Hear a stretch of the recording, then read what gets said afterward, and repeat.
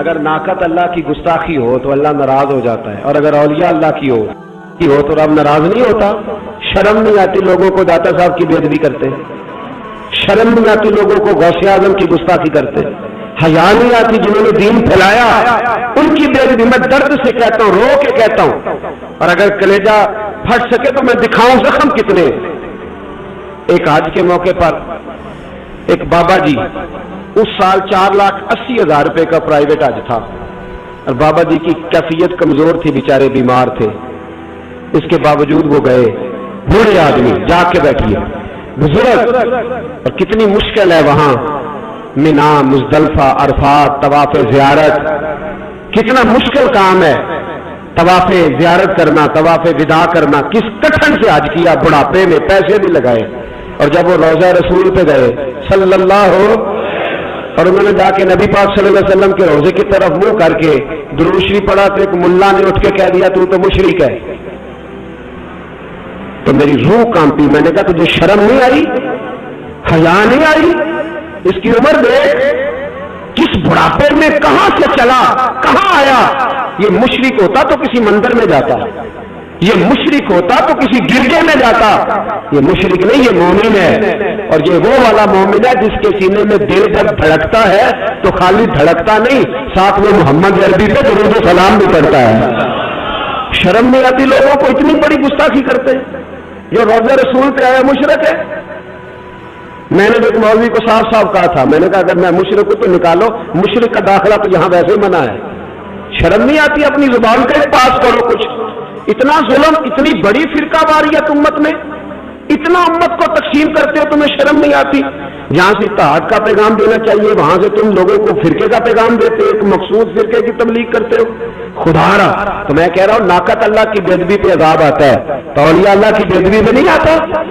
داتا صاحب سارے دن کی تبلیغ کرتے رہے، ایک آدمی نے اٹھ کے کہہ دیا جناب وہ تو شرک کا اڈا ہے، تو رب کریم ناراض نہیں ہوتا ان باتوں سے؟ ہمیں خیال کرنا چاہیے، اللہ سے ڈرنا چاہیے، ان چیزوں سے عذاب آتا ہے اور آ رہا ہے۔ اللہ تعالی ہمیں محفوظ فرمائے۔ اللہ ہمیں اس سے، قوم لوط پہ بھی عذاب آیا،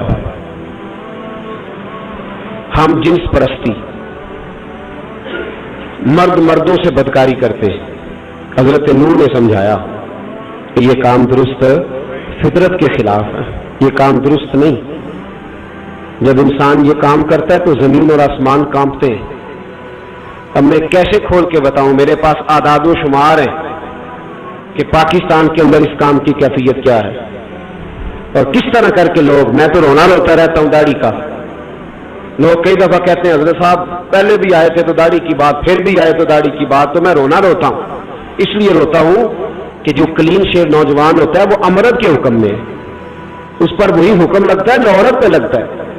اس کے ساتھ مرد کا اٹھنا بیٹھنا اسی طرح ناجائز ہے جس طرح عورت کے ساتھ۔ حضرت جنید بغدادی رحمت اللہ تعالیٰ علیہ کے سامنے ایک شخص نے کہا وہ کتنا خوبصورت نوجوان جا رہا ہے، تو آپ فرمانے لگے تو حافظ قرآن نہیں کہا؟ ہاں۔ فرمانے لگے جا اپنے حفظ کی خیر بنا۔ وہ شخص کہتا ہے میں نے اس بغیر داڑھی والے کلین شیو نوجوان کو بری نظر سے دیکھا، مجھے قرآن پاک ہی بھول گیا، سارا قرآن پاک بھول گیا۔ اور کتنے سال میں دعائیں کرتا رہا، بیت اللہ کے طواف کرتا رہا، میں یاد بھی کرتا تو نہیں ہوتا۔ کیسے اب تو ہمارا ناک کہاں بیوٹی پارلر سے ہو کے آتا ہے، ہم کسی اور کو کیا پیغام دیں؟ وہ پیغام، وہ نظام، وہ طریقہ کار جس کا حکم تھا شریعت میں، قوم لوط پر عذاب آیا۔ صحیح بیٹھتے ہوں گے بچے جو موٹر سائیکلوں پہ بیٹھتے ہیں، میں نے گجرانوالہ کی سڑکوں پہ بچوں کو، نوجوانوں کو جو تماشے کرتے سرے عام دیکھا ہے تو مجھے ڈر لگتا ہے۔ تو کوئی روکنے والا نہیں، شغل ہو رہا ہے، ہنس رہے ہیں، اور سامنے عورتیں بھی ہیں، سب ہو رہا ہے۔ کتنی تکلیف کی بات۔ حضرت نوح کی قوم یہ کام کرتی تھی، قرآن پاک نے بیان کیا ہے۔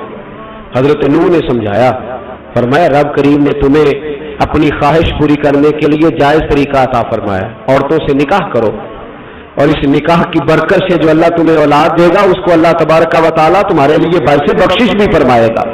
لیکن جب قوم نہ مانی تو جو قوم میں لوط کا عمل کرے اس کا علاج قرآن نے بیان فرمایا کہ آسمان سے پتھر برسیں گے، پھر پتھر برسے،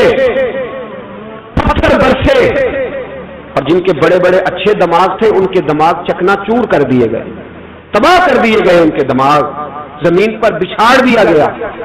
अल्लाह मोहलत देता है, लेकिन इसका मतलब ये नहीं कि इंसान तौबा ही न करे। हजरत शुएब अलैहिस्सलाम की कौम पर भी अजाब आया, इसलिए कि बददियानती करती थी, नाप तोल में कमी करती थी। मैंने कहा था शब कदर की रात कि ये कोई तमाशा है कि शब रात आई तो सारी रात रोते रहे, या अल्लाह माफ कर दे, या अल्लाह माफ कर दे, रो रो के चीखे मार मार रोए।